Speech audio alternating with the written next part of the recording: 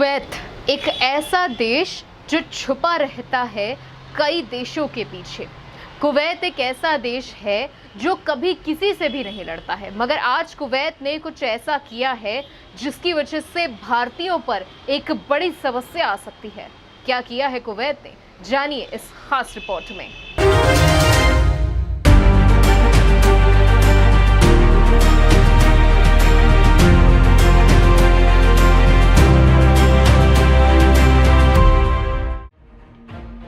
Corona virus की महामारी के बीच कुवैत एक ऐसा कानून लागू करने जा रहा है जिससे वहां काम कर रहे भारतीय बुरी तरह से प्रभावित होंगे। गल्फ न्यूज की रिपोर्ट के मुताबिक कुवैत की नेशनल असेंबली की कानूनी और विधायी समिति ने प्रवासी कोटा बिल के मसौदे को मंजूरी दे दी है, जिससे 8 लाख भारतीय कामगारों को कुवैत छोड़ना पड़ सकता है। नेशनल असेंबली की कानूनी और विधायी समिति ने तय किया है कि प्रवासी कोटा बिल का मसौदा संवैधानिक है। इस बिल के मुताबिक प्रवासी भारतीयों, चाहे वो किसी भी देश के प्रवासी हों, उनकी संख्या कुवैत की आबादी के 15% से ज्यादा नहीं होनी चाहिए। अभी ये बिल संबंधित समिति के पास विचार के लिए भेजा जाएगा। 8 लाख भारतीय, जी हाँ, एक बड़ी संख्या है ये।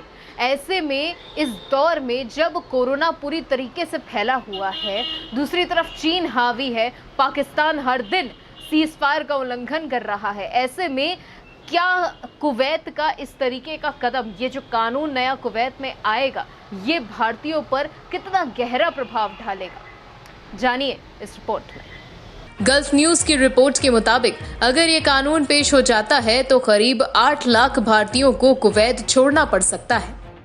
यहाँ के प्रवासी समुदाय में सबसे ज्यादा संख्या भारतीयों की ही है।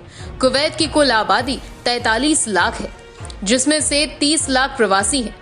कुल प्रवासियों में 14.5 लाख भारतीय हैं, यानी कि 15% कोटे का मतलब होगा कि भारतीयों की संख्या 6.5 से 7 लाख तक सीमित कर दी जाएगी। कुवैत के प्रवासी भारतीयों से भारत को अच्छा खासा रेमिटेंस, यानी कि वहां के प्रवासी जो पैसा अपने घर भेजते हैं, वो मिलता है। 2018 में कुवैत से 4.8 अरब डॉलर का रेमिटेंस हासिल हुआ था। अगर कुवैत में नया बिल पास हो जाता है तो भारत सरकार को रेमिटेंस के रूप में बड़ा आर्थिक नुकसान उठाना पड़ेगा। हालांकि ये कानून सिर्फ भारतीयों पर ही नहीं बल्कि सभी प्रवासियों पर लागू होगा। भारतीयों के अलावा कुवैत में दूसरा सबसे बड़ा प्रवासी समुदाय मिस्र से है। कोरोना वायरस की महामारी का कुवैत की अर्थव्यवस्था पर भी बुरा असर पड़ा है। कई महीने पहले से ही कुवैत में प्रवासियों को लेकर बहस छिड़ने लगी थी। यहाँ के सांसद और सरकारी अधिकारी विदेशी नागरिकों की संख्या कम करने की मांग कर रहे थे। कुवैत के प्रधानमंत्री शेख सबह अली खालिद सबह ने एक बयान में कहा था कि देश में प्रवासियों की 70% आबादी को घटाकर 30% किया जाए। कुवैत प्रवासियों पर निर्भर देश रहा है। भारतीय कुवैत के हर क्षेत्र में काम करते हैं और वहां की अर्थव्यवस्था में भी उनका बड़ा योगदान है। कुवैत स्थित भारतीय दूतावास प्रस्तावित बिल पर करीबी से नजर रख रहा है। हालांकि भारत ने अभी तक इस मुद्दे पर कोई भी बयान जारी नहीं किया है। ऐसे में अब देखना ये होगा कि कुवैत के इस कानून का असर भारतीय अर्थव्यवस्था पर कितना पड़ता है। Bureau report, IBN Bharat. तो देखा आपने हमारी इस खास रिपोर्ट में। आप सोच के देखिए कि अगर कुवैत में ये नया कानून लागू हो जाता है, ऐसे में तकरीबन 8 लाख भारतीयों का घर छूट जाएगा। उनकी रोजी रोटी पर किस तरीके का प्रभाव पड़ेगा।